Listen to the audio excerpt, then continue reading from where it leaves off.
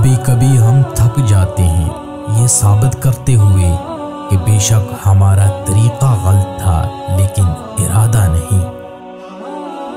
جب کوئی ثواب کی نیت سے اپنے گھر والوں پر اللہ کا حکم سمجھ کر خرچ کرے تو صدقے کا ثواب پائے گا۔ ماں کے بنا پورا گھر بھی بکھر جاتا ہے اور باپ کے بنا پوری دنیا بکھر جاتی ہے۔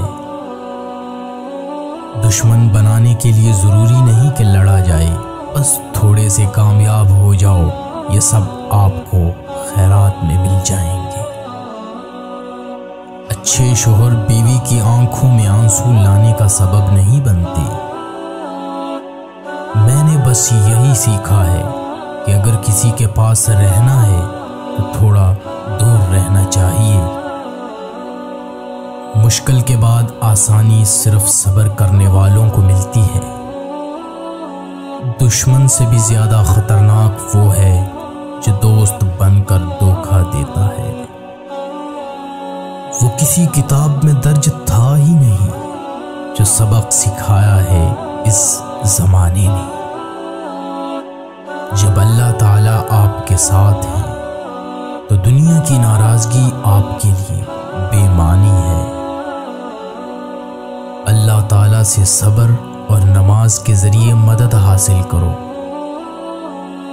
جو شخص آپ کی قدر نہیں کرتا اس سے چپ چاپ دور ہونا چاہیے۔ امید صرف اللہ تعالیٰ سے لگا لو، دنیا کی محتاجی سے نجات مل جائے گی۔ کم پہن لیجئے، سستا پہن لیجئے، کم کھائیے، سادہ کھائیے، لیکن حلال کھائیے۔ کم میں نہیں بلکہ حرام میں شرم کیجئے۔ قدر کرنا سیکھ لو، نہ ہی زندگی بار بار آتی ہے اور نہ ہی لو۔